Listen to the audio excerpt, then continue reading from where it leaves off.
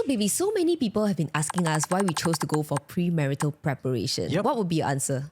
I would say it's more like we're getting an expert to uncover our blind sides. And Our blind spots, you mean? Yes, our blind spots. Sorry, our blind spots. So, I mean, someone who's experienced, they're able to tell us what to prepare. I think that would be good for us as well. And it's great because the moment I posted about going for this, so many people asked me about who this person is and what he actually does for us. So today we've invited him to the couples classroom. Let's give it up for John. Thank you. Nice being here on the couch with you guys. John, for people who don't know who you are, can you introduce yourself? Sure. I'm John Tan. I'm the executive director of a social service agency called Care Singapore. And Care Singapore, actually, interestingly, it's short form for the very long term. And the name is actually Children at Risk Empowerment Association. Wow. Such a mouthful. But if you think the acronym is just CARE. It makes sense. Yeah, because we care for everybody. Yes. And so that's what I do in my day job.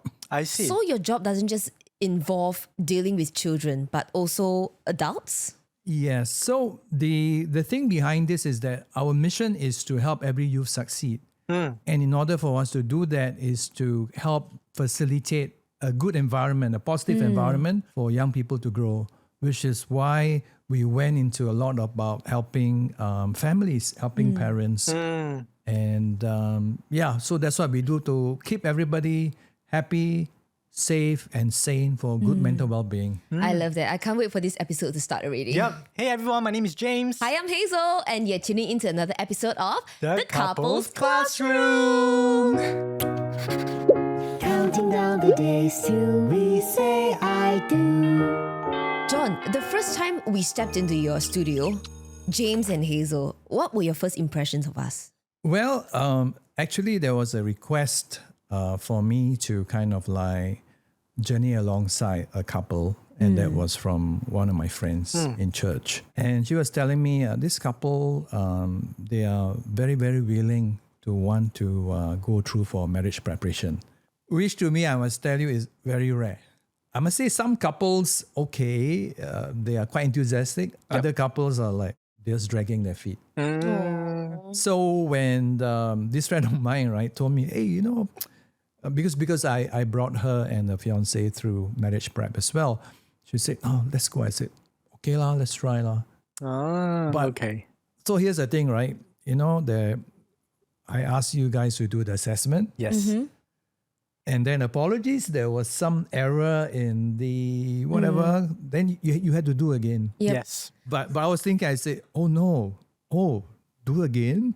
Wow. Let's see whether they'll do again. Oh, And you guys did. We did. we did, So I of was course. like, wow, this is double willing. Well,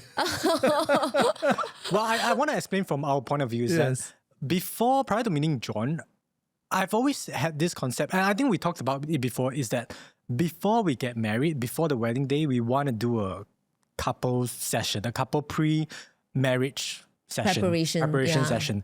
And I was speaking to a friend, Jess, and she went through this session with you. So she introduced John to us, and right away I texted John to say, are you free to coach us through these sessions?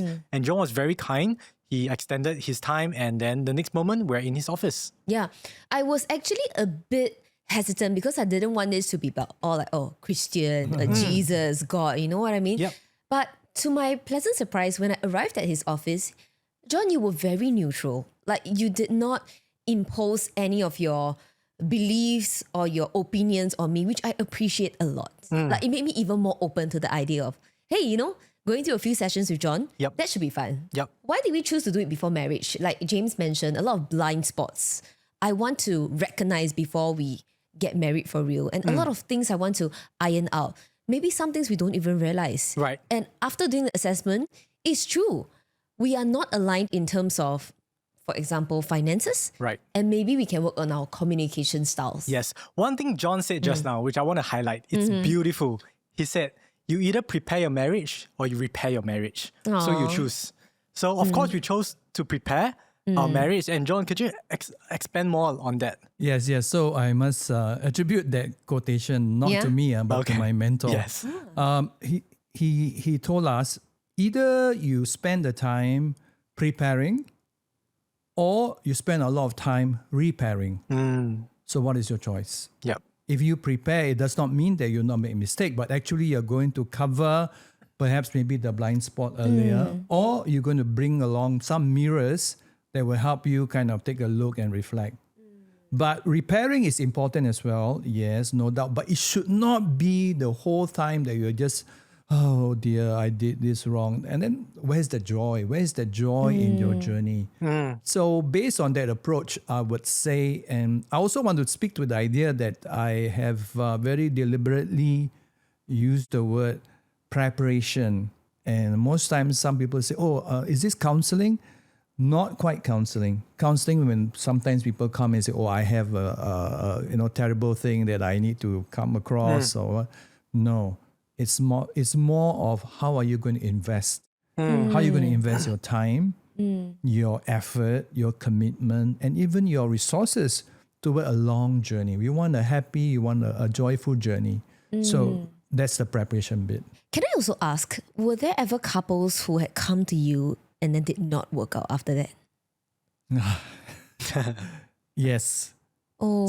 So I must also confess in my previous engagement, I was a full-time pastor, and part of my work involved preparing couples to come in. And I use all kinds of tools and instruments to help them assess and all that. And there was this particular tool that I use as a long name, kind of like very scientific, very technical. And when I asked the couple to do, the results came back to me. When I looked at it, I was like, pretty bad. Oh no. But then I was a young minister, pastor, and I didn't have the guts to tell them, you know what, guys, I think you should really reconsider. But I didn't. So they went on and they had a big wedding gala and all that. And then a couple of years later, they broke off. So I always look back and I say, wow, why didn't I have that guts to tell them? Yeah, but if you had chosen to tell them the truth, do you think things would have changed? That's a good question. It depends on them, right? Whether they want to repair it. They will or have not. to work. Yes. And to make a marriage work, you have to put in the work. Marriages don't happen just like ding, You have to put in the work.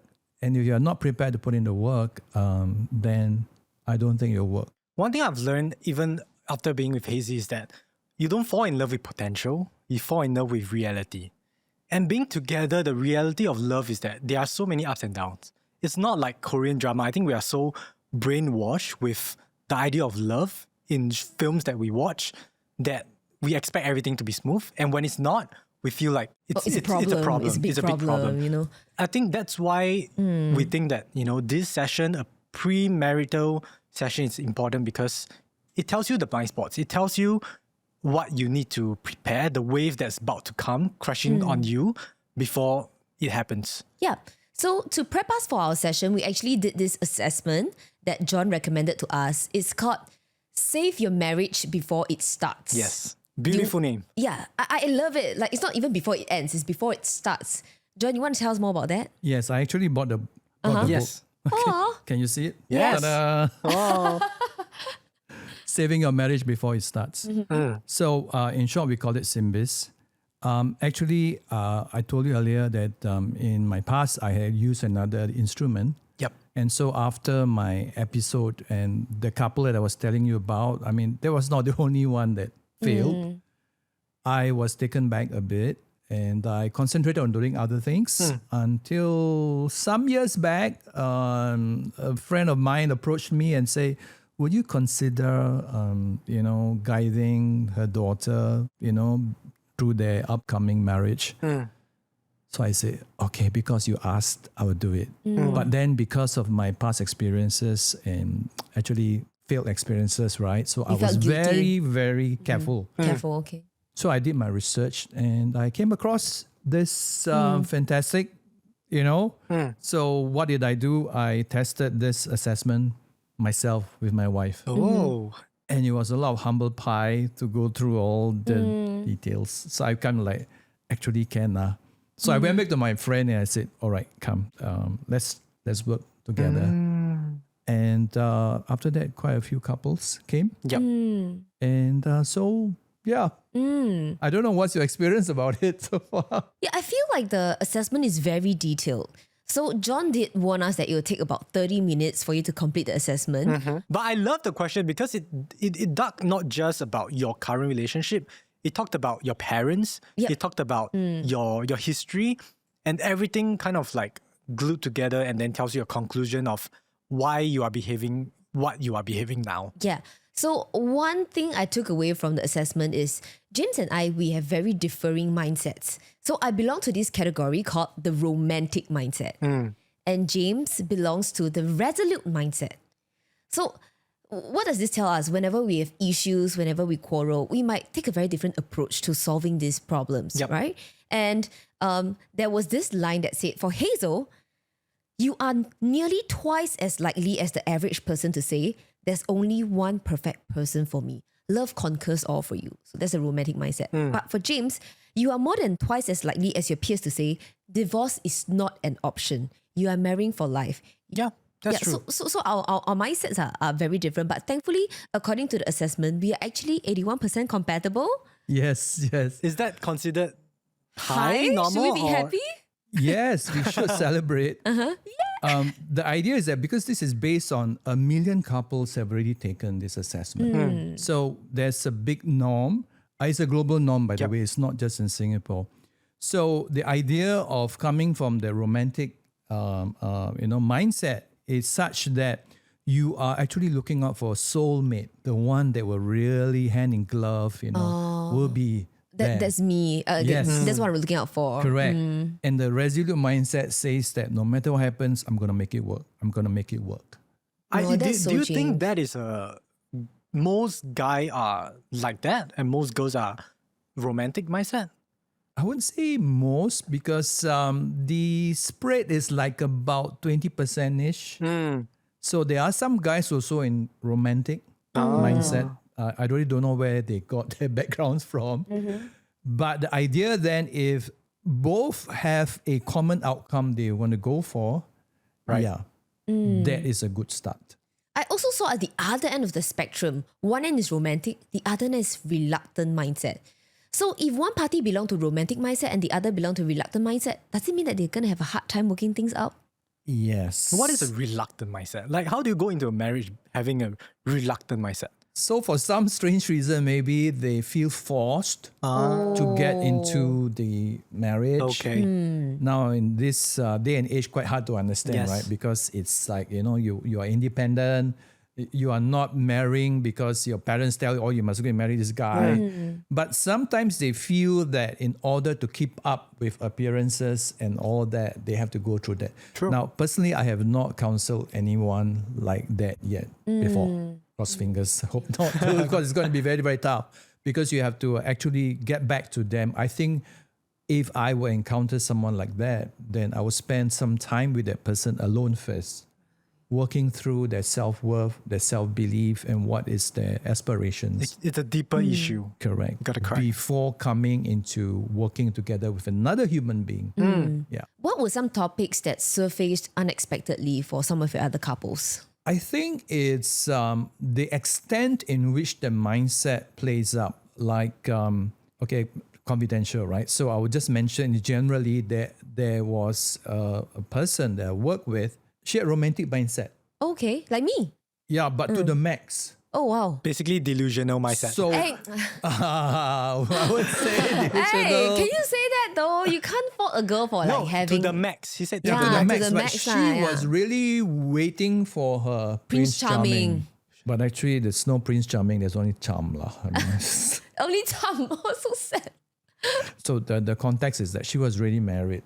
So I used this for marriage repairing, not preparing. You mean she was already married, but she feels like her Prince Charming is it's out not there, the Prince Charming she wants. not her husband. yeah. Oh dear. So not easy. So the what we have is just a tool. It is not a super duper glue that will repair. It's not, because she was just not willing to let go. Then how did that turn out in the end? Did you manage to salvage that? No. Oh. Yeah. So I mean, that's true, Bito. Yep. It all depends on your aspirations, on your expectations. Yes. Remember, we spent quite a bit of time about what do you expect, what do you expect. Yes. And you have to come out to the fore and be very, very open about it. Out of all the couples you have seen so far, what are some very common problems that you see throughout every couples? Okay, there's this thing that we call Simbis, uses a very nice term. It said you both come with context, Okay. right? Your background. But actually, the working word that we use is actually you all come with your baggage. That's true. Yes. Baggage, right? So sad. Yeah. So, of course, professionally, we would say you come with your context. But we are saying that, is your baggage helpful or is it harmful? Or is your baggage something that you're just lugging around and you don't want to share? So, Simbis is the time where we bring up this to the fore and say, let's open it up. Yep. Let's unpack it. So, example, do your experiences reflect that of your parents? Like maybe, oh, we are seeing my mother, father like this. I don't want to be like them. So you bring that baggage. Right. You don't want to be like them. Right? Or it could be the other way around. Oh, my parents are like this. I really want to be like them. So there's a baggage too. Whereas your fiance or your spouse may not have come with that. Yep. They may have come with, I don't understand your baggage. What does that mean? Yep. You see? So this is the kind of thing that we are talking about. So that's number one. Your friends, number two. What kind of friends you hang out with? Yeah. I mean, after marriage, are you going to spend more time with them or less time? Right. What kind of hobbies do you go for? And then the very important one, how do you spend your money? That's a big topic. How do you That's a spend your big money? topic. A lot Yeah. of people, do you think that most couples Yeah. don't talk about finances? They do, maybe, but it is not facilitated in a way that will be for common ground. Yeah. So that's the tough part, which is why it is a topic by itself. Right. Right. I mean, Yep. I've read that finances is one of the leading cause of why couples break up, but yet nobody's talking about it. But the important thing, it would be that in setting up this kind of discussion, will be a couple of things. The first thing will be a ground rule. How do we speak about what we want in ourselves and what we don't want in others? So what's the ground rule that you're going to be looking at? And the second rule will be, what is your outcome? What is the outcome that you are going for? What is most important that you're going for? So this may sound so far away from many aspects, but it's so important in the sense that how do we talk to one another? I have another common saying. I love these sayings. Be like, how do you speak so that others will listen? And how do you listen so that others will speak? Got it? So this is like kind of ground rule that we work with. So for example, you mentioned that she spends, but not only on herself. So fantastic. Yep. So you want to affirm that with her. Yep. But at the same time, what are the common things that you may want to be saving up for? But she says that she spends her own money. But then, what is own money? What is my money? What is your money? So it all depends. Like my wife and I, we have a rule. She says from her point of view, what is mine is mine. What is yours is mine. Yeah. What is ours is ours. So I'm like, oh, okay. Took me some time to understand it, but then like, what am I willing to let go for her? Of course. Why? Back to the second goal. Common outcome. Common outcome is, the small things. Sometimes are the big things. Don't make it the big things yet. So under something. That's true. Yeah, so that, like we're having one session now, right? Right Together away. with our listeners. Yeah, I agree. That is something that we have to work out, and we are actively looking to align our differences Yep. before we get married, and most importantly, before we have kids. Yes. And another area that came up, very interesting. I mentioned just now, communication styles. So according to our assessment, these are the things that both of us want to work on. For Hazy, she wants to work on being ready to apologize. I find it so hard to apologize. God knows why. I find it very hard. And I acknowledge that. So this is something that I want to work on. Yep. Okay, give me some time. Yep. Secondly, managing emotions appropriately. Managing emotions appropriately. Okay, yeah, go on. And reserving my opinion until the right time. Sometimes as a lady, right, like when I feel certain things, and I want to tell James right away, like, hey, why is this thing like that? Can we not have this thing here? Or like blah blah blah. But then I realized, okay, he is so immersed in his work. It's not the right time to tell him about my opinion. Would it have benefited him more if I told him at a later time when he's more available mentally? Yeah. And it would have benefited me more as well. Yep. So this is something I'm learning along the way. Beautiful. I do feel that coming from you actually, now that you say it. And it helps me also because when you tell me things when I'm mentally available, I get to solve it for you. But if you tell me when I am occupied, then it becomes you're just telling me, but I can't listen. Process it. Yes, I can't process it. Learned it the hard way. Yeah. Totally got it. Yeah. But it's important for you to feel assured that Yes. he's listening, Yes. that you are important, but the time may not be right. Yes. So you guys need to have your own special code words Yes. that can accelerate the process. Oh, do people do that? Code words? Yes. SpongeBob.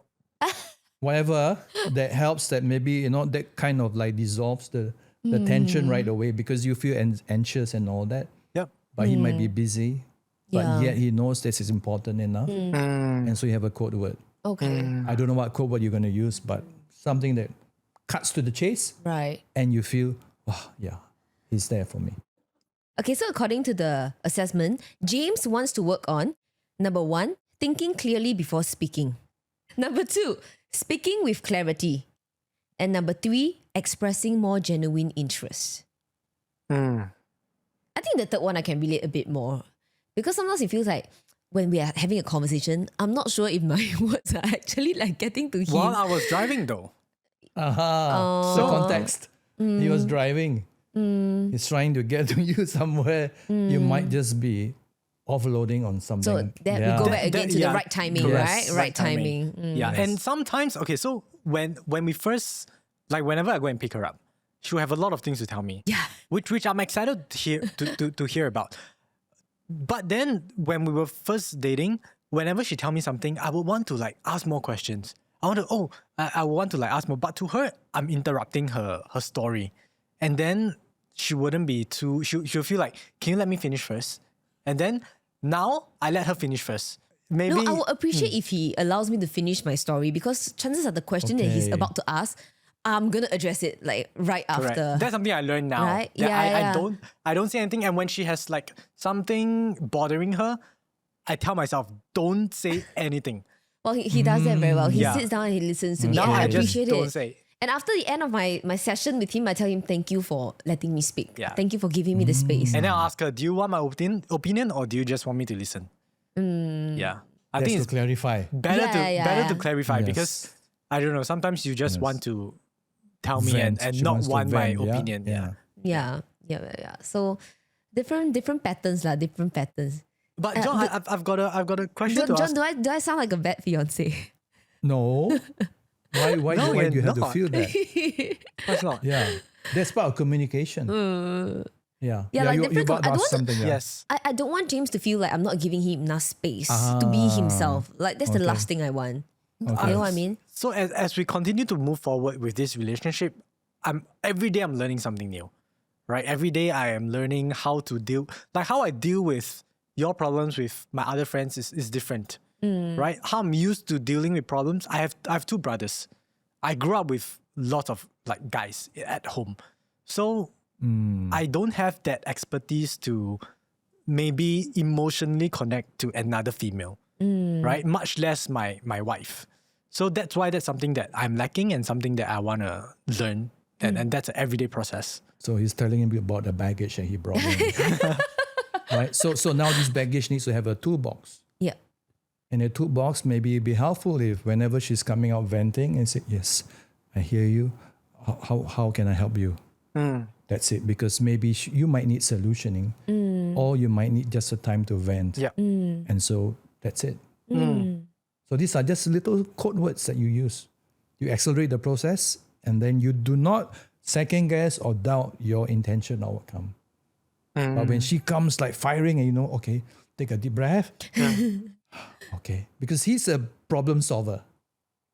Right? He is. He's a problem According to solver. the So he's assessment, he thinking is. like how to solve. But actually, you just need to be there for her. Yeah. And the more just go and hug her. Lah. Yeah. It's all right. Yeah. Yeah. Yeah. And let her cry, and that's it. Will that work? Yes.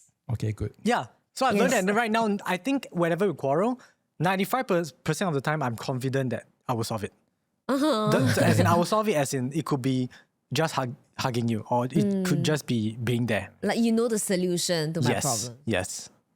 Yeah, but this is not the case for a lot of couples, is it? What other communication patterns and differences do you face?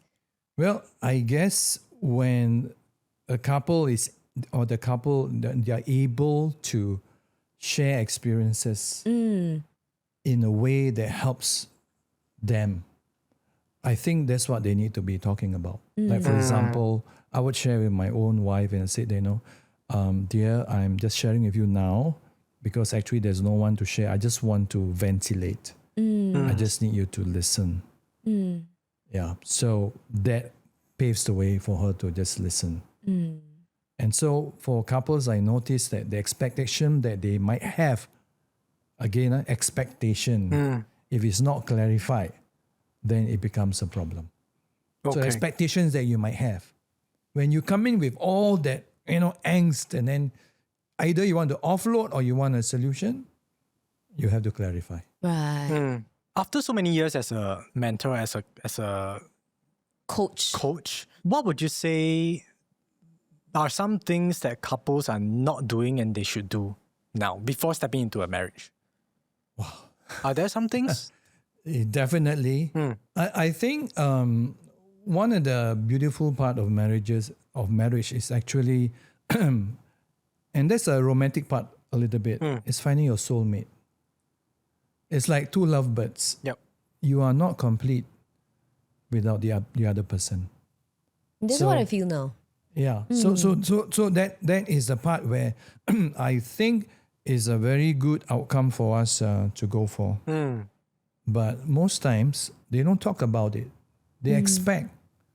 But expectations might also come with some kind of commitment and giving. So a lot of it is mentioned as give and take. Yep. So how much are you willing to give? How much willing to take? But if you don't have that process, have never gone through that process, and which is why a facilitator like me, a coach like me, comes out and puts forth these inconvenient questions for you guys. And we talk about it. Yep. Because you are going to invest your life, right, in each other. Whereas for me, I'm just your journey by the coach and I won't see you guys. But I just want you to succeed. And therefore, I notice many couples don't go for that. What is foremost sometimes is upcoming wedding. It's so busy. Yes. Right. It's upcoming. Maybe the BTO is coming up, so busy. And they missed out all these things. So that's where a coach like me comes in and yeah. So on this note, would you say you recommend all couples to go for premarital preparation sessions before they get married? Definitely. Give us your best pitch. I sound like an old man here. I've seen so much pain that could have been avoided if they had done their preparation. Learn the shortcuts, learn the code words that you can use upon one another That's true. that will cut the chase. I'm not saying that will avoid them, the pain and all that. No, sometimes the pain will come. Remember, marriage is about ups and downs. So when you are in the down, how are you going to get up? So I'm just talking about that. And I wish for every couple. Yeah. Regardless of race, language, or religion. So, John, some of the listeners or viewers, they might not have the best communication style. Maybe the guy or the girl, they may lack in communicating some things to the partner. What would you say, or could you give an advice on that? Yeah. So sometimes maybe those who are listening, you might be the one initiating it. You might be the one more enthusiastic about it. Yes. whereas your partner is not. So I have seen couples like this. So what I would do is not to start on the couple work first, but for me to get to know the other person as well. I have another funny saying, if you don't mind me saying. Of course. Connect before you correct. So as a person to person, I need to connect with the other person who might be unwilling. They might be suspicious because I come from a faith-based, but the space that I'm operating in is not faith-based. So people may know my background and they may feel suspicious, but they need to be assured that no, I approach it from a person to person. So what I found out is this, everybody has dreams. Everybody has aspirations. We just need to hear them. And from them, we can also get their basic fears, things that they're not getting. Right. So they need the assurance. So if we are able to connect with them first, then the correcting, or if you want to call it correcting, will come later. So for couples that you are more enthusiastic and all that, then you may want to tell your partner, just listen to this and catch something that you want. What do you think? There are some questions that you may be able to ask him or her, like what do you see in the long term? What do you actually want? And work on that common ground first, rather than, oh dear, you must come to this. It's good. But we said, no, you're not listening to me. It doesn't help when they come into my office and one of them is like folded arms. Oh dear. And the other one is more open. Like, then I know, it's not couple work time. It's person to person connecting time. So I will go by that first. So I know, having said that, we cannot win everybody. So sometimes it's just a matter of like giving them time. And correct me if I'm wrong, but do you think there is a general stigma against going to pre-wedding sessions? It goes back to using the word counseling. Right, okay.